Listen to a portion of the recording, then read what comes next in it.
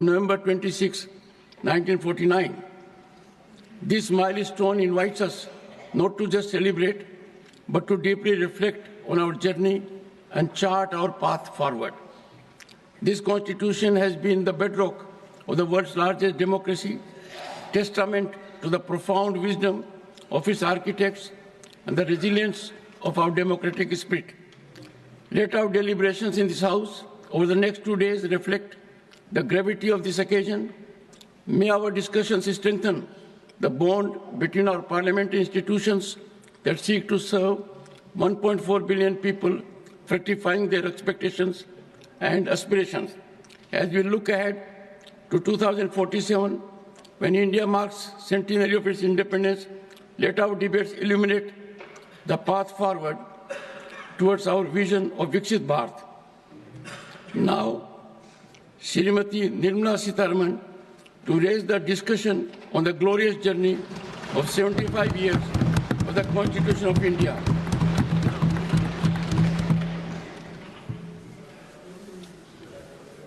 Thank you, Honourable Chairman, sir. Honourable Minister, honourable members, time will not be a constraint. In the Lok Sabha, the debate was fructifying in terms of time as well. I will accommodate as many as speakers who may be keen to contribute. And towards that, we will be increasing the time. I will report that at 2 p.m. today. Thank you. Nirmala Sitharaman. Thank you very much, sir.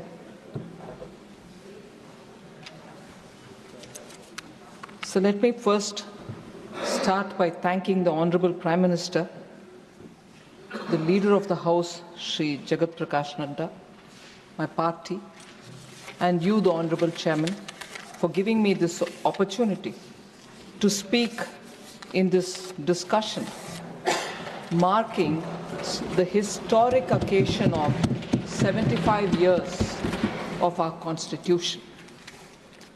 I feel very honoured, and equally, I feel humbled that this opportunity has been given to me. I thank the entire House and seek your indulgence if I come up with some thoughts which I'd like to share, which any member could have a difference of opinion. But I start again by paying homage to all the 389 members of the Constituent Assembly, in particular the 15 women who, in less than 3 years together, took up the arduous challenge and prepared in a very challenging environment the Constitution for India, and which has stood the test of time. Until today, we are extremely proud of the way India's democracy is growing. As we mark the 75th year of our Constitution, sir, it is time, I would think, to reaffirm our commitment to build India, that is Bharat, that shall uphold the spirit enshrined in this sacred document.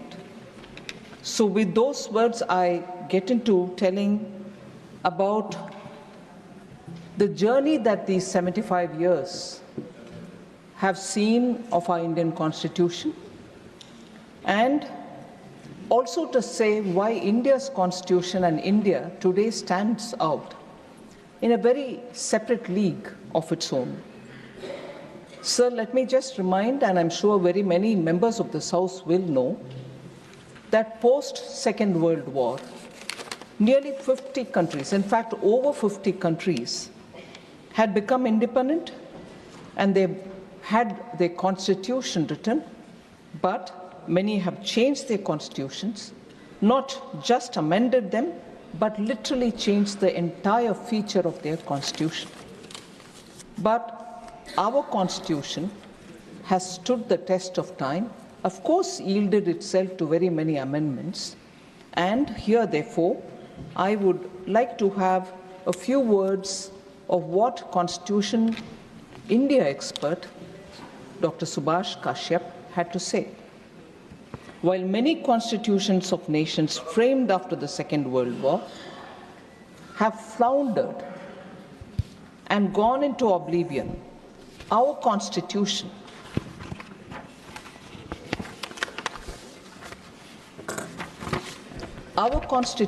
successfully faced many crises and survived. This itself is evidence of its resilience, dynamism, and growth potential. Now, India's experience has shown that our Constitution remains robust, yielding to several amendments, as I said, which were the need of the hour. And Dr. B.R. Ambedkar, the chairman of the drafting committee, had said, and I quote, "I feel, however good a constitution may be, it is sure to turn out bad because those who are called to work it happen to be a bad lot. However bad a constitution may be, it may turn out to be good if those who are called to work it happen to be a good lot." Unquote. These are words of Dr. B.R. Ambedkar, sir. And in this background, therefore, with those words right afresh in our mind, I'd like to discuss about how in the last 7 decades, the living document that our Constitution is, has faced very many amendments. And while looking at those amendments, I'd like to have a touchstone of 4 different elements. One, has the social intent behind any amendment been genuine? And therefore the outcome has been genuine? That's one test I would like to place any amendment on the testing board. Second, I'd like to see if the economic intent and the economic outcome of any constitutional amendment has actually been bona fide and has the outcome helped the society at large. Third, I'd like to test it on the ground of process adopted for it, for the amendment itself. And fourth, the constitutional spirit behind such an amendment. Now, if an amendment can go through these kind of tests, we'll be able to see why India's constitution, going by the words of Dr. Ambedkar, if you had good people who are called to work on it, give good outcomes. If you have, I'm using Ambedkar's words, sir, bad people who are brought to work on it happen to give such outcomes which are discussed. So if I move to talking about those amendments which have gone through these 4 tests, we'll be able to see how the intent and the outcome are justifiable, and people in the history books do write about them. Sequentially, because it is the first ever amendment, I'd like to take about the first Constitutional Amendment Act of 1951. So it's been said, and Honorable Prime Minister, while talking in the Lok Sabha, also referred to the fact that there was an interim government in place between 1947, August 15th. The interim government was there before that as well. And it lasted till 17th April 1952, post which an elected government took over the charge. But during 1951, when the amendment for the first Constitutional Amendment Act was passed, it was an interim government and not elected government of India post 1947. Now, this was enacted, therefore, within a year of the commencement of the Constitution. It's worth remembering. In fact, on the issues related to the amendment, or which triggered the amendment itself, which is the freedom of speech and expression, the amendment added 3 more heads to Article 19(2), saying public order could be a cause to restrict freedom of speech, friendly relations with foreign states could be a cause to restrict freedom of speech, or incitement to an offence could also be a cause. These were the amendments brought in the first constitutional amendment. Sir, the Supreme Court of India, even in 1950, 1 year before this amendment, had passed 2 landmark judgments that paved the way for freedom of press under Article 19(1)(a). The Supreme Court had ruled in favor of the communist magazine Crossroads, and the RSS's organizational magazine, Organizer. The Supreme Court had ruled in favor of them in 1950. Many high courts also upheld the freedom of expression of our citizens and ruled in their favor. But in response, the interim government thought that there was a need for a first constitutional amendment, and that was brought in by the INC, and it was essentially to curb the freedom. So India, a democratic country, which prides itself even today about freedom of expression, saw the first interim government coming up with a constitutional amendment which was to curb the freedom of speech of Indians. And that is within 1 year of adoption of the Constitution. So, let me say, sir, that is because the first Prime Minister of this country deplored press scrutiny of his government, even as he publicly praised freedom of the press. There was no doubt about it. And he had scrutinized the amending bill himself before approving its introduction in the Parliament. In the Parliament, sir, it didn't go through smoothly at all. The voices which spoke about it, and I will also refer some of the observations made by eminent members, vehemently who opposed it.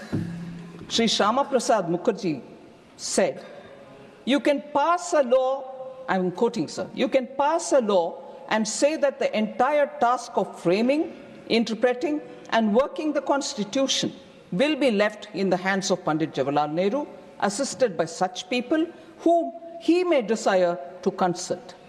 I would think it was a snide remark, saying, oh, you do it all yourself with the people who you choose to have, and not with the approval of the Parliament. That was the extent to which Pandit Shyama Prasad Mukherjee was upset about this amendment. Sir, he also said, you're treating this Constitution as a scrap of paper.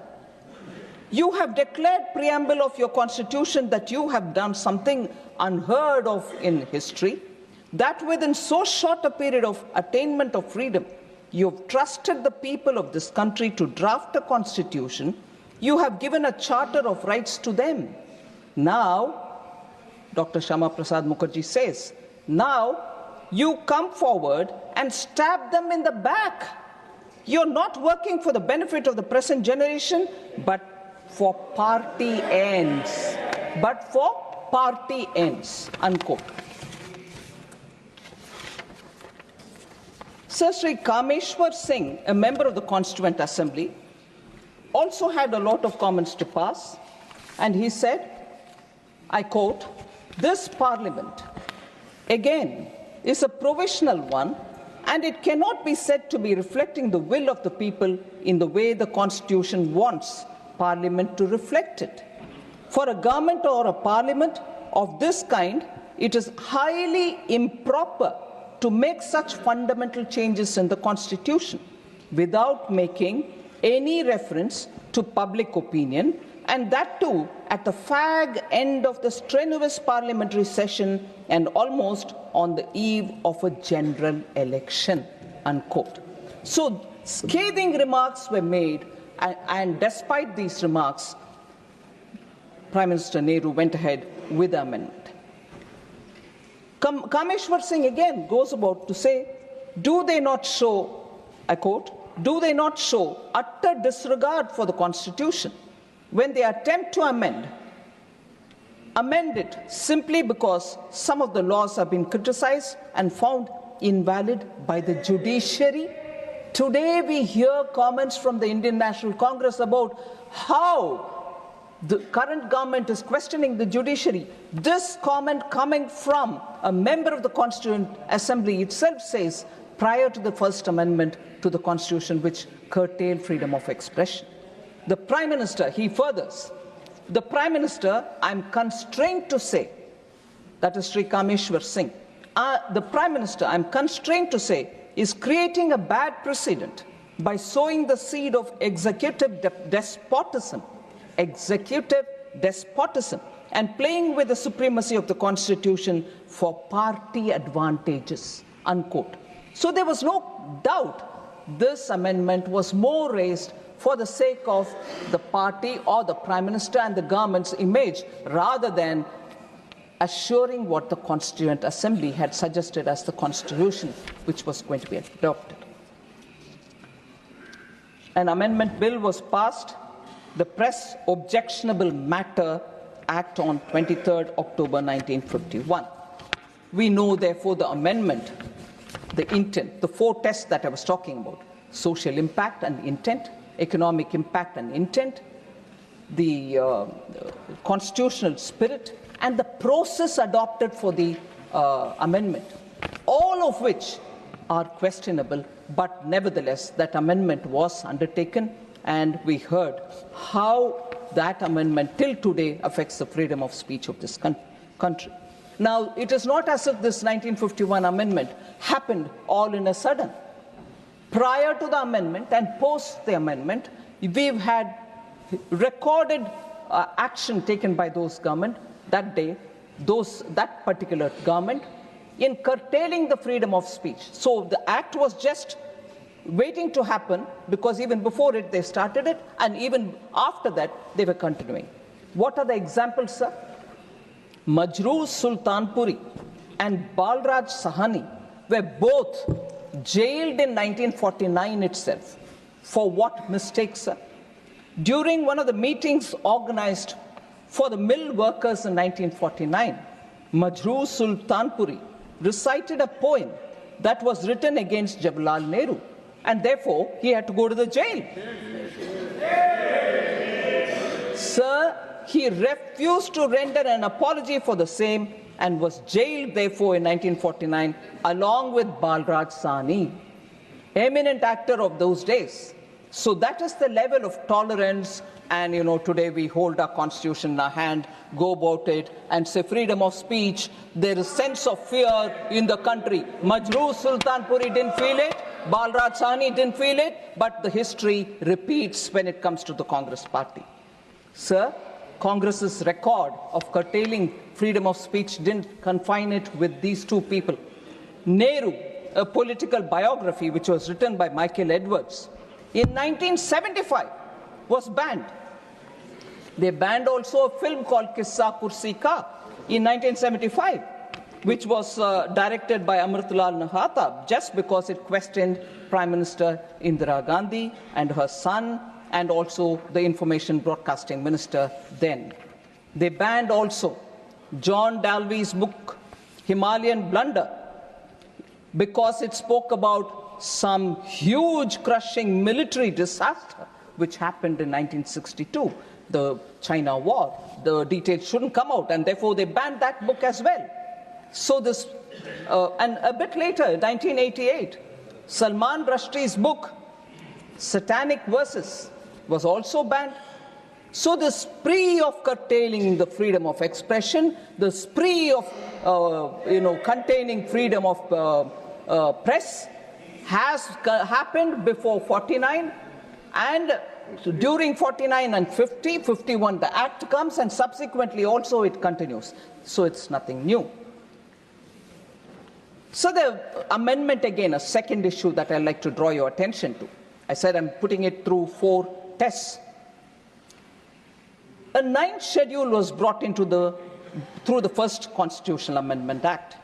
The 9th schedule, sir, is an interesting innovation brought for bypassing judicial review. Why was it brought in? I'm questioning the intent, sir, the constitutional spirit which is not being respected, and the process which is adopted, a part of the test I want every amendment to be put to, so that you know whether it is done with the national interest, or is it done with some economic public good, or if it is brought in because there is a social large good which is required to be obtained. No, the 9th schedule was brought in only because they wanted to bypass judicial scrutiny. Any act incorporated in the 9th schedule became fully protected against any challenge in any court of law under any fundamental right. So, even the act declared invalid. Even worse, today about everything retrospective we talk, saying no, nothing can happen in retrospective, it has to be futuristic. So prospective is what? Whether it is taxation, whether it is benefits, whether it is any clarificatory note. But here we go, the act declared invalid by a court becomes valid retrospectively after being incorporated into the 9th schedule. That's the extent to which they went, so that they can bypass judicial scrutiny. And Congress speaks about protecting rights and also on judicial independence, sir. It is shocking. Yes, we'll come. I'll come. Please, sir. Jaramji, take your question. The third point, sir. Please. अच्छी debate चल रही है, सुनिए, आपका जब समय आएगा बोलिएगा, please. SC, ST, OBC, come on, people who sat over Kelkar. Sir, the next instance which I would like to put through is amendment being enacted to, again, the judiciary was held in contempt. They had to be committed judiciary, or else they were not respected at all. Another example, sir. Constitutional amendment was brought in to nullify a judgment that arose in the case of Mrs. Indira Gandhi versus Raj Narayan, wherein the order of the Allahabad High Court setting aside the election of Indira Gandhi was challenged. So, during the pendency of this case in the Supreme Court, the Congress party enacted the 39th Constitutional Amendment Act in 1975. Again, earlier there is a Supreme Court and many other high courts have given clearance, but even then we'll curb freedom of speech, 1951, the First Amendment. Here, a case is pending. Mrs. Indira Gandhi's case is being heard in the court, Allahabad High Court. But no, we are in a hurry. What if the court comes against me? So I come up with an amendment, 39th Constitutional Amendment Act, 1975. Again, valid retrospectively, which added Article 392A to the Constitution. What did it say? It said elections to the President, Vice President, Prime Minister and Lok Sabha Speaker cannot be challenged in any court in the country, and it can be done only before a parliamentary committee. Imagine the extent to which, for a person to save her chair, इसीलिए किस्सा कुर्सी का was banned. कुर्सी बचाने के लिए court का verdict आने से पहले ही हम जाकर के अमेंडमेंट करेंगे पार्लियामेंट में.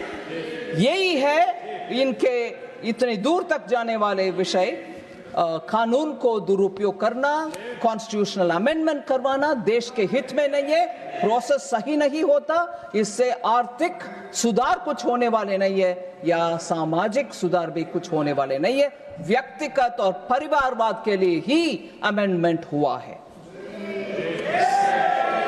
सर, मैं दूसरी और एक उदाहरण देना चाहती हूं.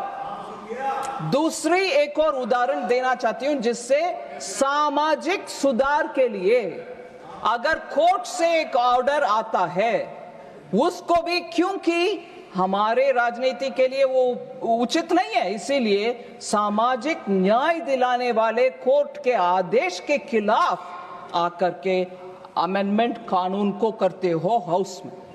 इससे बढ़िया उदाहरण नहीं मिलेगा सर शाहबानू बेगम केस में, जहां सुप्रीम कोर्ट ने उस महिला को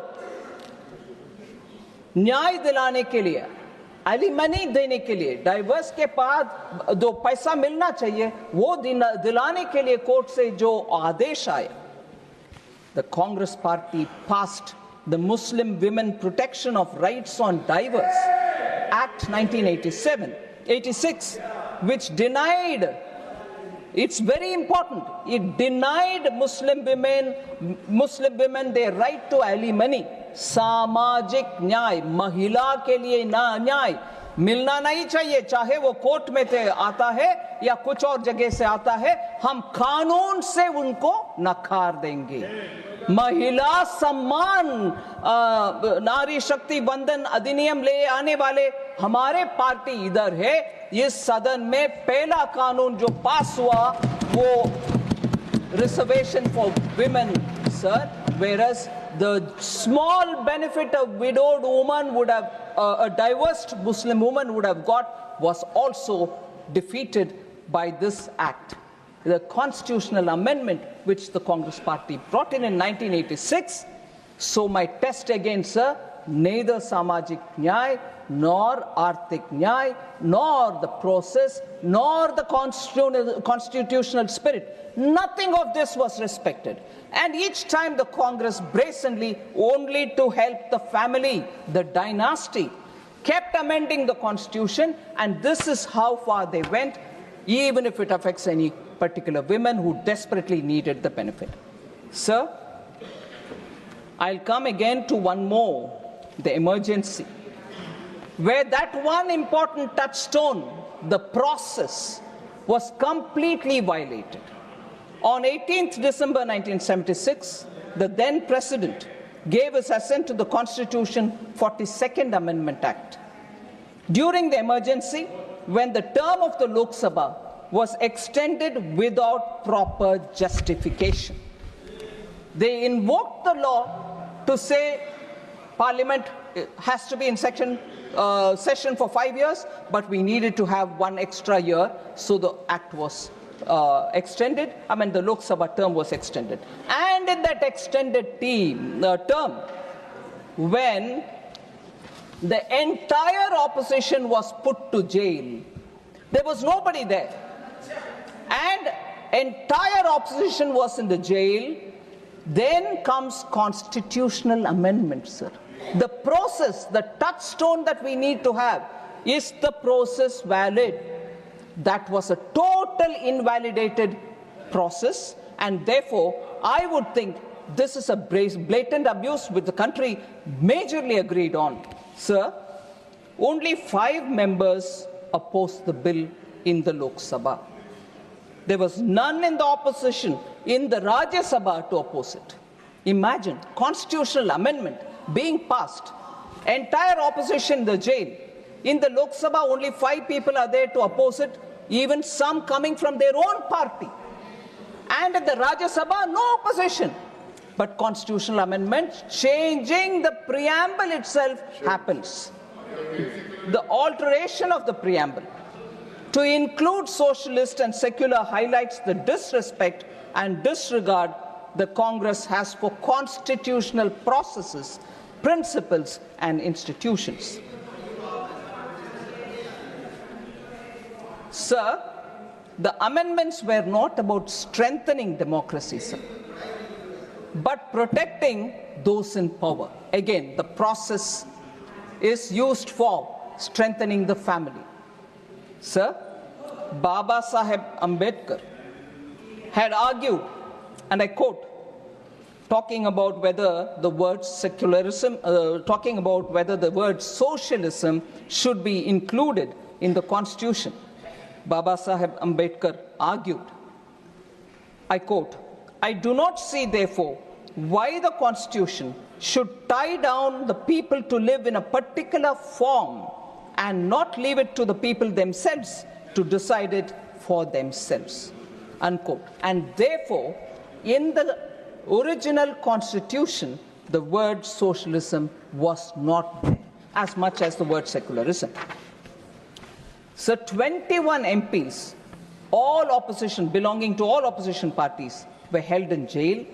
Manya Advani ji, Manya Atal ji were all in jail under Preventive Detention Law, Maintenance of Internal Security Act 1971, the infamous MISA, And I know of political leaders who have chosen to have their children named after Misa to remember those black days.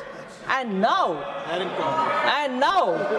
they wouldn't even mind having alliance with them. Sir, all these together turned the Constitution into a qualitatively different text from what it was originally as adopted in November 26. So I'd just like to come here for one observation.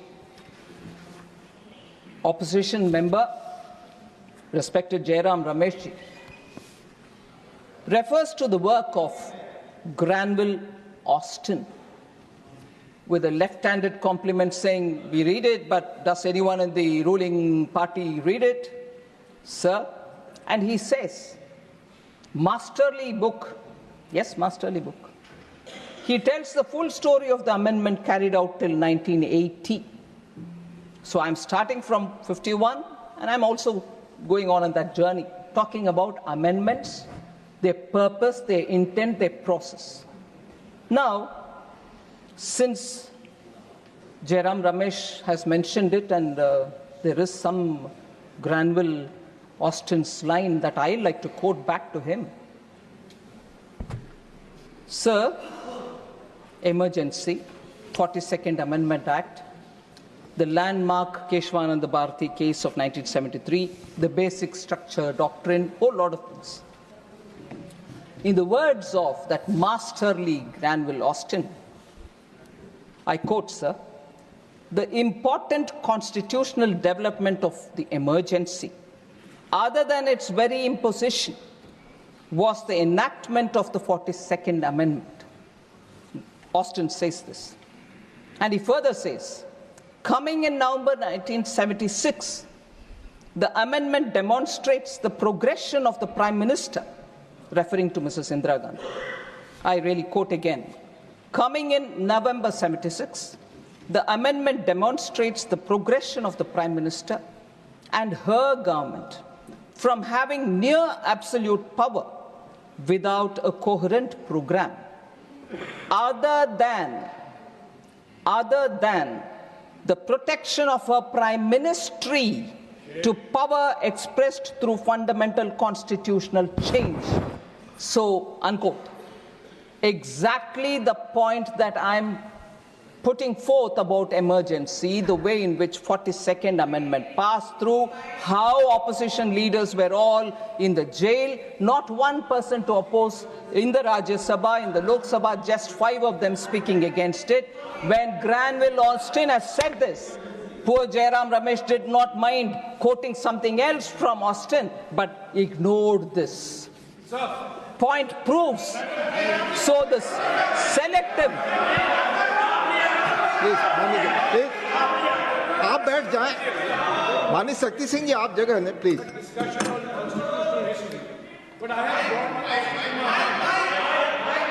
माननीय Jairam Ramesh ji. I have Granville Austin in my hands right now, and the same Granville Austin writes that the 44th Amendment was passed by the Lok Sabha and the Rajya Sabha to override the 42nd Amendment, large parts of the 42nd Amendment.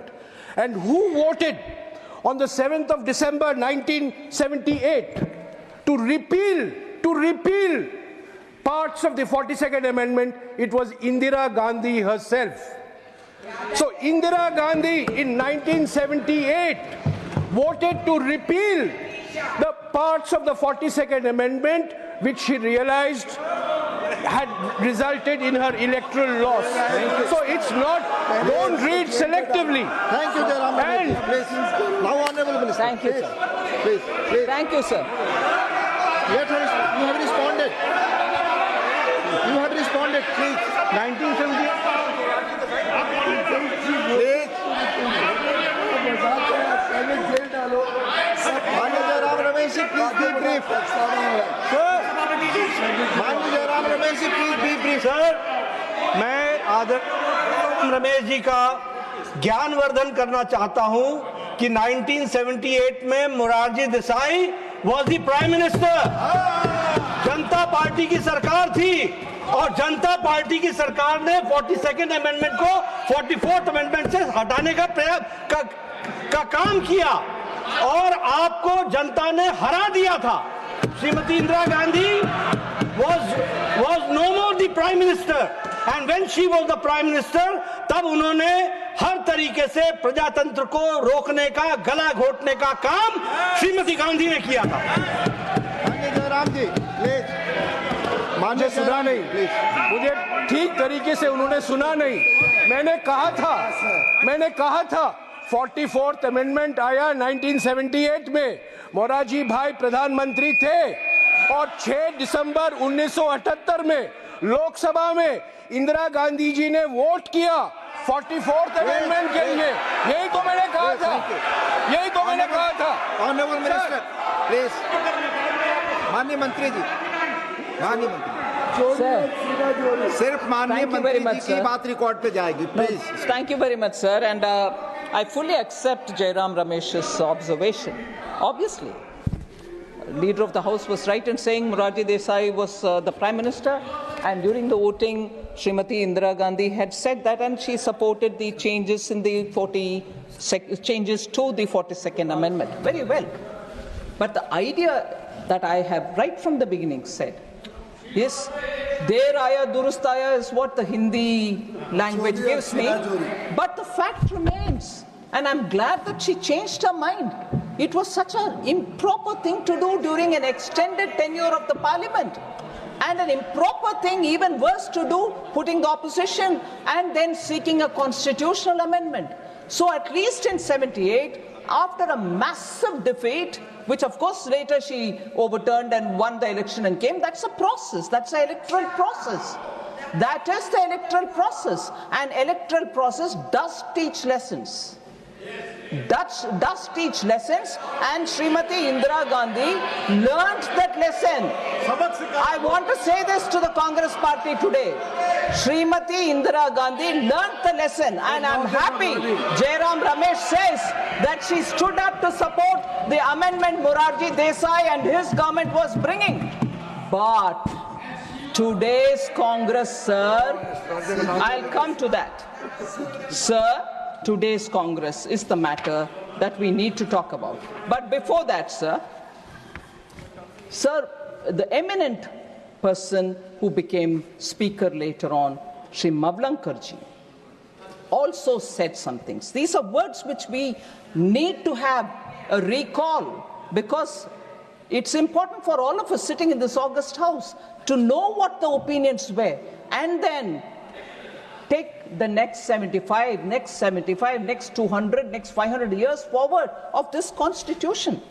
Mavlankar says, sir, and I quote, "This particular bill brings an almost qualitative change in our constitution structure. The tragedy of the situation is that by this amendment bill, the citizens, the courts of law, the states, the president, and indeed even this House of Parliament are all sought to be denigrated, and only the union executive is sought to be made to thrive, grab, and aggrandize." Unquote.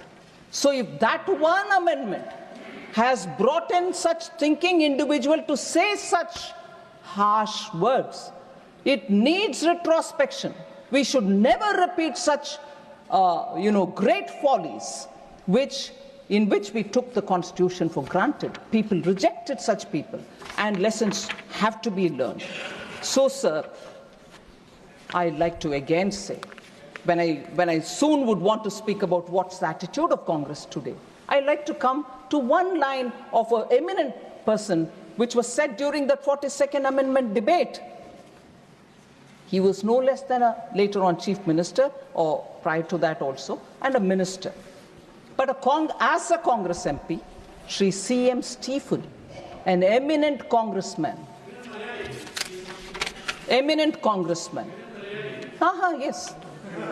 Yes, it might be useful to remember that also. I'll read the quote. It might be useful further. Sir C.M. Stephen, as a Congress MP at that time, says, during the debate of 42nd Amendment, which had so many implications, So it brings me the shivers to read this line, but I'm reading it because we should know how we speak. Quote, sir, I quote, "Now the power of this parliament, through the 42nd Amendment that is declared to be out of bounds for any court." Shame. He says this. Now the power of this parliament is declared to be out of bounds for any court. It is left to the courts whether they should defy it. He continues, "I do not know whether they will have the temerity to do that. But if they do, that will be a bad day for the judiciary. The committee of the House is sitting with regard to the inquiry into the conduct of judges. We have got our methods, our machinery." Unquote. Sir, imagine if today one of our MPs would say, anywhere, would say this and say the temerity of the judges, the courts, but no, what we hear from Congress today, oh, you are undermining institutions, you have no respect to the Constitution, you that, you this. Look at this one statement, sir. And during emergency, passing the 42nd Amendment, the attitude of Gamand, the Gamandiya Gadbadhan, even today, but then they spoke that, passing the 42nd Amendment. The people of India didn't forgive this, and that's why they lost miserably. When she conceded to change the amendment, no? Sir, all right, don't beg for concessions like that. All right? Sir, what is today's INC, sir? In the budget session 2022, मैं ये गमंड बदला नहीं है, कम नहीं हुआ, उसको साबित करना चाहती हूँ. Budget session 2022, sir. I'm not taking the name of the Congress leader who's not in this house, but I'm sure this statement will obviously ring a bell to everybody. The judiciary, I quote, "The judiciary, the election commission, Pegasus, these are all instruments of destroying the voice of the Union of States," unquote. You heard CM Stephen then? And you just see the statements which are coming. Committed judiciary is what they wanted. The contempt for the judiciary and the constitutional bodies is not new now. And that term was used by one eminent congressman. And that eminent congressman, I'll take his name, sir, because I have to quote him, Sri Mohan Kumar Mangala. He had said that the government will appoint chief justices based on the government's assessment of their philosophy and outlook, telling the parliament in 1973, I quote, "Certainly, we as a government have a duty to take into consideration," I'm putting it in brackets, "certainly, we as a government have a duty to take the philosophy, the outlook of the judge in coming to the Constitution, in coming to the conclusion whether he should or should not lead the Supreme Court at this time." I repeat this quote, sir. "Certainly, we as a government have a duty to take the philosophy and the outlook of the judge in coming to the conclusion whether he should or should not lead the Supreme Court at this time," unquote.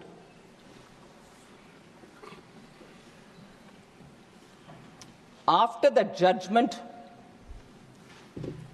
on Qvive Bharati case, sir, you're an eminent senior who became a senior advocate at a very young age, and I stand before you talking small things about judiciary. Pardon me if I have any, oversight which has not worked well. A day after the historic judgment in April 25, 1973, in the Qvive Bharati case, in which the majority declared that the Parliament cannot alter or abridge the basic structure of the Constitution, Srimati Indira Gandhi was furious with the judgment because it constricted the party's plan to bring in major amendments. So the three judges, this is what I want to highlight, committed judiciary. If they are not there, we'll do what we want. So the three judges were accorded swift punishment via suppression on April 26, and Justice A.N. Ray, who did not subscribe to the majority decision, was elevated. After Ray retired in 77, again, Srimati Indira Gandhi government gave supersession, superseded the senior most candidate, Justice Hansraj Khanna, to appoint Justice Mirza Hamidullah Beg as the Chief Justice. So it is really sad that the test that I'm putting each one of these amendments, whether they was in line with the constitutional spirit, whether it was the process was followed, whether the large economic good was considered, or social good was considered as an objective, none of them meet that. The OBC Commission is something which I want to in contrast mention. How our intent, Prime Minister Modi was clear. The OBC Commission will have to be set up, and constitutional amendments have to empower communities and not put them at a disadvantage.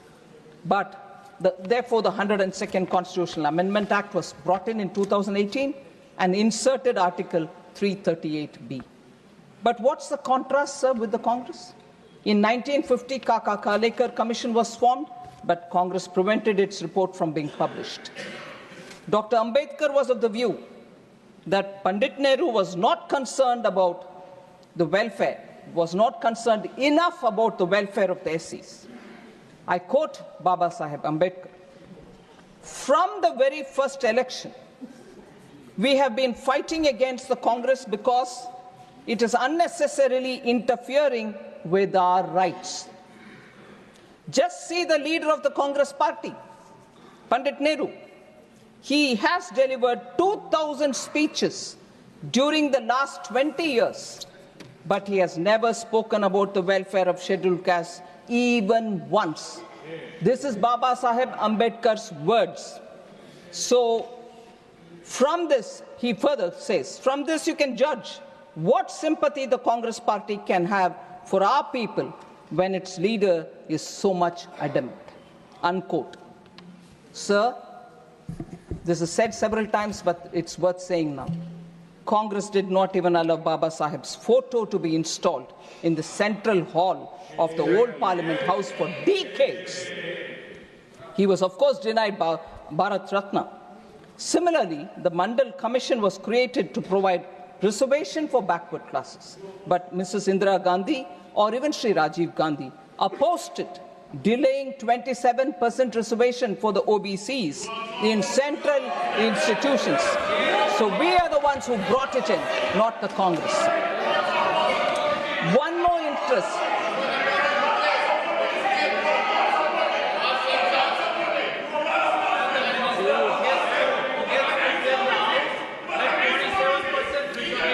One more instance of how the GST, which was again a constitutional amendment which has to be brought in. Sir, GST related constitutional provisions has never been encouraged prior to its bringing by Prime Minister Modi in 2017. Sir, this started very quickly to trace the timeline, sir. Sri Atal Bihari Vajpayee was the first to suggest during the NDA rule in 2000 to get going with the GST. However, the sincere efforts that he made could not realize or could not see the light of the day. And the 10 years after his tenure, led by the UPA, did not much do to get it on board. Sir, within 2 years after the introduction in the Parliament of the GST-related 101st Constitutional Amendment Act was passed and ratified by more than 50 states with effect from 8th September 2016. Just the data will tell you, sir, where the Congress party was. Despite being a coalition comprising of 26 parties, the UPA could not manage to get this GST. Even Congress-ruled states were opposed for the GST to be brought in. 2012. I'll say that as well. I'll say that as well. That will also be said. 3 BJP ruled states. 3 BJP ruled states also opposed. I don't hide facts. 3 BJP ruled states also opposed, including Gujarat. I'm saying that. Sir,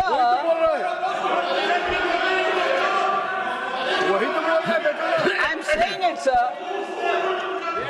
I'm saying it myself that Gujarat opposed it. I'm saying it myself. अरे नंबूत्री बात government को save नहीं कर पाया कांग्रेस से, आप क्या खड़े हो रहे हो? कम्युनिस्ट है, बैठ जाओ. Sir, 3 non-BJP ruled states, sir. So I don't. 3 non-BJP ruled states. I said about Gujarat, now I'm saying non-BJP ruled states, including Congress-ruled Maharashtra, opposed provisions of the UPA's GST. So if they want to first shout about Gujarat, I'm saying it myself. But please do shout about Maharashtra as well. No, they want to pretend they were all ready. They were not ready. Sir, Congress-led ruling UDF government, all right, in Kerala voiced severe concerns. Okay, sir, left front opposes, UDF opposes, Congress is part of the UDF, but no, they will never say that. One Gujarat is what they want to say. And I'll tell you why Gujarat had to oppose also. So, they could not bring the GST amendment. When we bring it, this is how they would like to shout about it. But I'm sorry. I'm not lying, sir. I'm sorry. I will have to demand a written apology from Shri Jairam Ramesh for accusing me of lying, which I never do. And whether it is parliamentary or unparliamentary, first of all, sir, the chair, I trust you will take care of that. But accusing me of lying is now very clear, runs in the Congress blood. Somebody had to go to the court to say sorry. When I was the defense minister, not only did they call Prime Minister Modi as a chore, but they kept calling me that I'm lying. And who had to go and apologize in the court? And now, I wouldn't mind seeing another member going and apologizing in the court, although the word said in the parliament is never taken to the court. Sir, all MPs in the House, when the GST was brought in, and this is also something which the Congress will have to gulp if they can, all MPs present in the House, including those of the Congress, had voted for the GST constitutional amendment, which was brought in by Prime Minister Modi. In fact, I wouldn't mind if Jairam Ramesh once again calls me that I'm lying, but records of the parliament will say it. Jairam Ramesh wanted to move some amendments, but Dr. Manmohan Singh personally asked him not to do so because of the fine consensus that has been arrived in the GST Council. Yes. Sir, I don't lie, records don't lie. Don't jump in a hurry to accuse me that I'm lying. Sir? I will authenticate it. But you authenticate that I'm lying, please. Honorable Minister.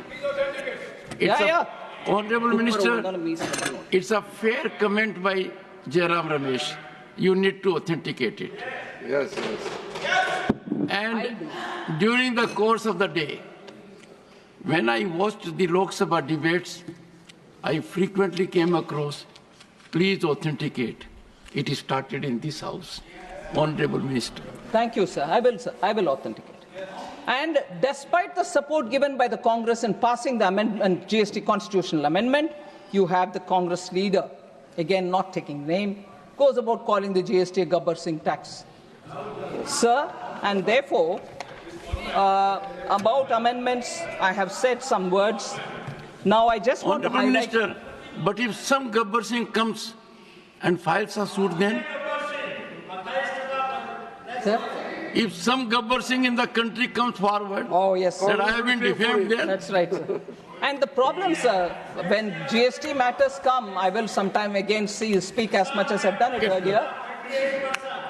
Yeah. Congress ministers are sitting and arguing about rates, sir, that they will not know. The GST Council, Congress finance ministers are also sitting and talking about it. So we are marking the Constitution 75th year. I want to just remind again something very, very quickly, sir. When 75 years of Indian independence was marked in 2022, Prime Minister Modi had celebrated it in the name of Azadi Ka Amrit Mahotsav. Throughout the country, every state government participated. Every state government also picked up all the freedom fighters, known, unknown, all of them were celebrated, and there was a lot of discussion all over the country. And recently, sir, Prime Minister also spoke about the 11 oaths that we need to take in the Lok Sabha when he spoke. And in 2022, from the Red Fort, he had announced how Panch Pran, meaning we need to get out of that Gulami Mansikta. We have to get over that and look forward to building this country and taking it forward and so on. But 75 years of Indian independence, Azadi Ka Amrit Mahotsav, 75 years of the Constitution, we are having these wonderful debates in the two houses. Every 25 or 50 years are celebrated, sir. I'd like to remind as to what was the celebration when in 25 years of Indian independence, what did we do? So I'm contrasting this. When the completion of the 25 years happened in 1973, sir, when in 1973, how was it celebrated, sir, 25 years of independence? There was a time capsule. A time capsule was interned, a Kal Patra was interned in the Red Fort. And at that time, the people were told, this time capsule will be seen only after 5,000 years. And in that time capsule, the journey of India, free India, was all being written, and actually, it was kept as a top secret. Nobody knew anything as to what was inside the time capsule. A professor of history was employed to write this India since 1947, marking the 25th anniversary. But it was kept a secret. Sir, questions were asked in the parliament. What exactly is in the time capsule marking 25 years of India's independence? What actually went into that interned? It was a steel and copper made vacuum-filled case into which the document was interned, and then it was put into the Red Fort. That one, sir, was kept a secret. When asked in the parliament, the then education minister apparently said,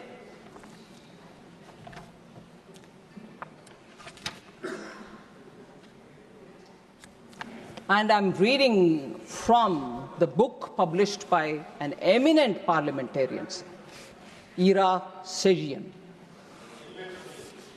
He puts in his book as to what was the reply given by the education minister then. And I quote, before that, the education minister expressed his inability to disclose the said document. What's the document which is in it? No, I can't disclose. And what did he say? I quote, within the limitations of its compass, it was designed to preserve an authentic record of our time for posterity. Having regard to this concept, the question of contemporaneous publications or laying the text of the document on the table of the House does not arise, unquote.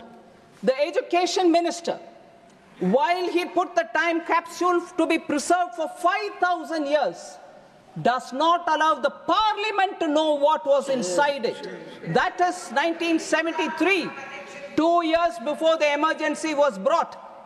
This kind of an operation in stealth happened, marking 25 years of India's independence, and the parliament should not be informed. That was the line the education minister gives. Even worse, sir, I just want to highlight what was said about Sri Atal Bihari Vajpayee in that capsule content. I'd like to say, and I quote from the book, sir, the BJP of Atal Bihari Vajpayee is described as, says the author, and I quote, Jan Sangh, People's Party, is a militant orthodox Hindu party opposing the concept of secular state, unquote. This is what is being said about Atal Bihari Vajpayee in the capsule, about which they don't say in the House. They didn't say it in the House. Even worse, sir, if that is the record for first 25 years of independent India, which has to be preserved for 5,000 years, look at what has been said. C. Rajagopalachari, there was no reference. There was no reference to C. Rajagopalachari, the first Governor General of this country. To the President of India, Dr. Rajendra Prasad had no mention in that content. Dr. Radhakrishnan, Zakir Hussain, and to the Prime Minister Lal Bahadur Shastri, who though short in physical stature, was tall in political stature, who went all the way to Tashkent as a pilgrim of peace to establish harmony in this part of the world. Don't you think this author, who's a parliamentarian, asks, don't you think that such names deserve to be inscribed in the historical document of our country during the period of the first quarter century of Indian independence, unquote. So that's the level of secrecy about even members of parliament, about eminent leaders of different political parties, and sly comments were all packed up in that. Later, it was all removed. So that is the nature of Congress party, sir. I want to highlight that fact. Sir, the names missed out is something which shocks the country, but that was the level to which the party went in the arrogance with which they were trying to rule. So the Constitution and the misuse is what I'm talking about here. Sir, one more thing, again, on the economic impact of such amendments which they bring in. It's a test for every one of us, whether it is one amendment today or another amendment tomorrow. Does it have an economic intent for the larger economic good, social intent, process, constitutional spirit? Let's see. Let's test each one of our acts, the amendments that we bring in, and then decide whether what we are doing is right. Sir, the Soviet model, which the Congress party copied under Prime Minister Nehru, continued with Indira Gandhi, was a model which did not do any good to this country, sir. C. Rajagopalachari, the socialism, that socialism was refashioned as Mahal Nobis model, the central command and control structure, the license, quota, Raj, were all part of this. And in that, C. Rajagopalachari writes, sir, to the Prime Minister. He says, in an open letter, he says, Nehru came to Madras on Tuesday with all the paraphernalia of Prime Minister of India and attempted to, in a speech, talk about Rajagopalachari and his principles. But here, in Swarajya magazine, he publishes it in 1962, February 17, and I quote from that article. I want an India clear of the atmosphere of fear in which it is now enveloped, 62, where honest men engaged in difficult tasks of production or trade can carry on their occupation without fear of ruin at the hands of officials, ministers, and party bosses. He says that, I want an India where talent and energy can find scope for play without having to cringe and obtain special individual permission from officials and ministers, and where their efforts will be judged by the open market of India. And so on. He goes on, sir. I want the corruption of this permit license Raj to go. He says that. So a member who was part of the Congress party himself writes to Pandit Nehru saying this cannot go on, your socialism is ruining this country, the license permit Raj could not continue because you are leading to corruption. Sir, periodically Congress questions, hey, BJP, RSS, Jansan, what was your role during the freedom movement? We all know it and we've said it, but I want to ask the Congress, what is your role in the Arctic, India's economic freedom? What is India's economic growth? What is your effort in building economic strength of India? No wonder when we in 21 in our budget, if that is not true, sir, why in 1980 onwards the Congress party itself wants to dump license quota Raj, 91 they want to reform and then take the claim for it saying we are the ones we reformed. You didn't have to reform if it was so good. It was damaging the Indian economy and socialism was therefore brought into the Constitution's preamble through the 42nd Act only to Amendment Act, only to prove that they are doing right thing. Although that was not needed at all because the directive principle of state policy has enough and more. And that is where I want to bring this one particular important observation, sir. The Nehru Development Model, written by Arvind Panagaria. Latest book. This will tell you, sir, from an academic perspective also, how the socialism, the control Raj, the license quota Raj of the Congress's 50 years of rule ruined our economy. Though the country did come to terms with its mistake and changed course in 1991, by then it had lost 4 precious decades. Moreover, the history built over these decades continued to haunt its development efforts even after the change of course.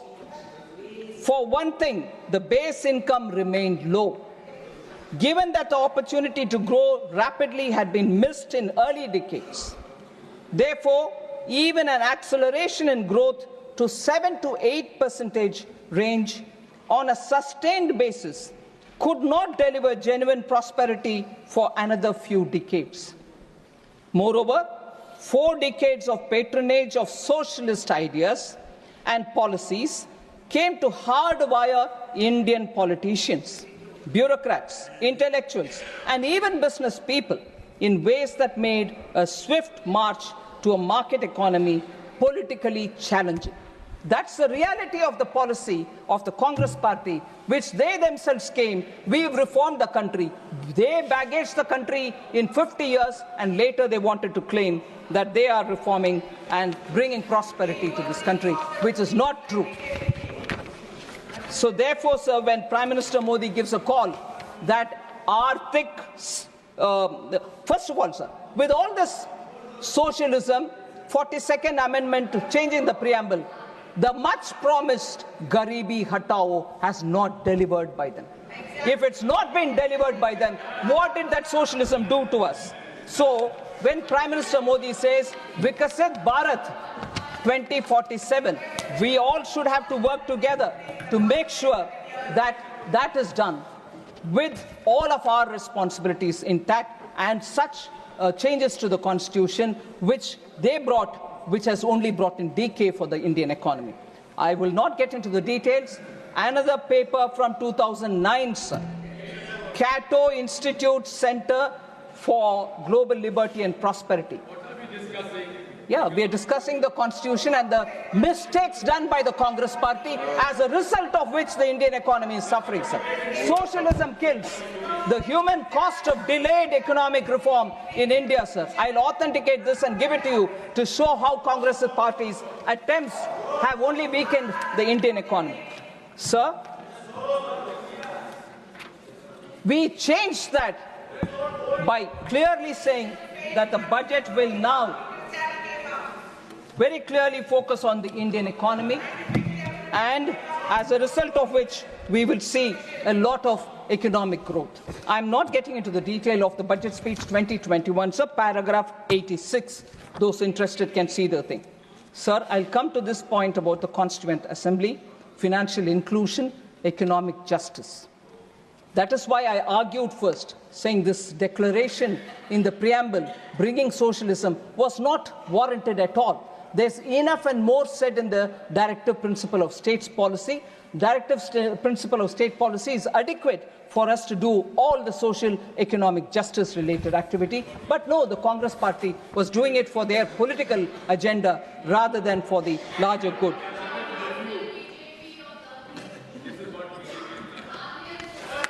Sir, I like to say, sir,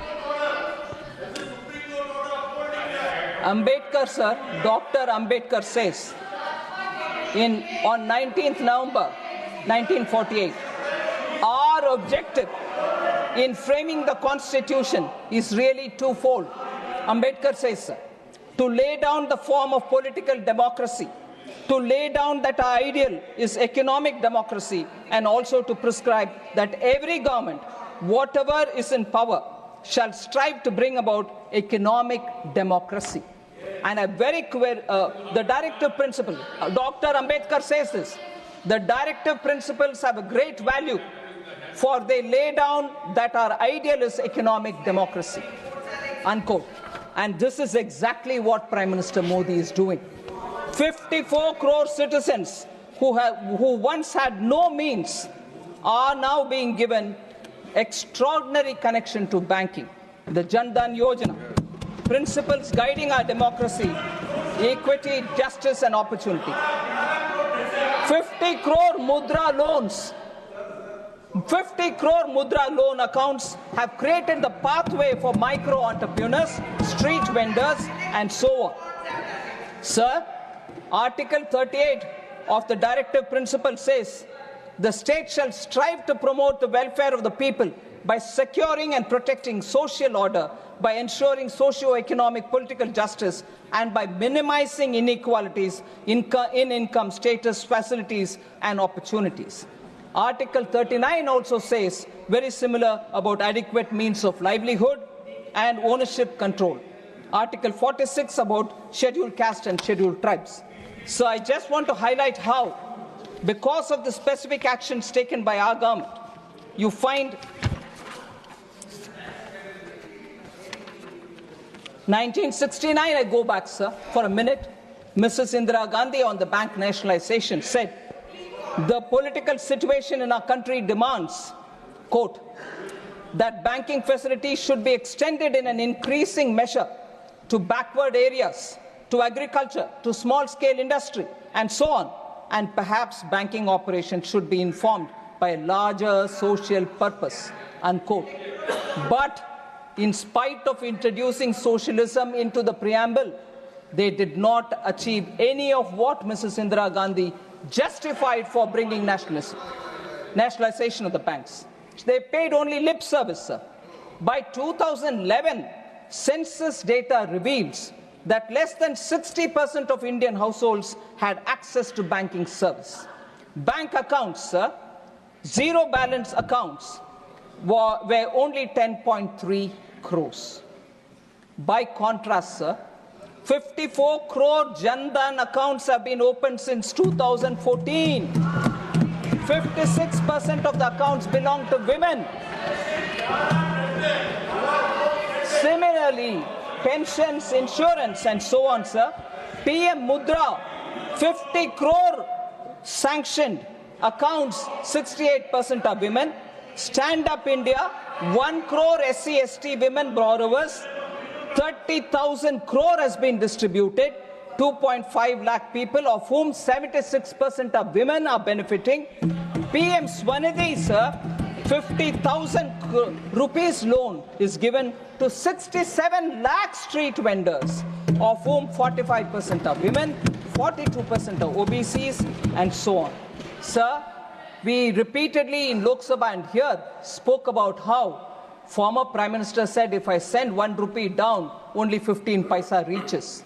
By bringing in technology and using DBT, Prime Minister Modi made sure that the beneficiaries will receive their money directly into their account.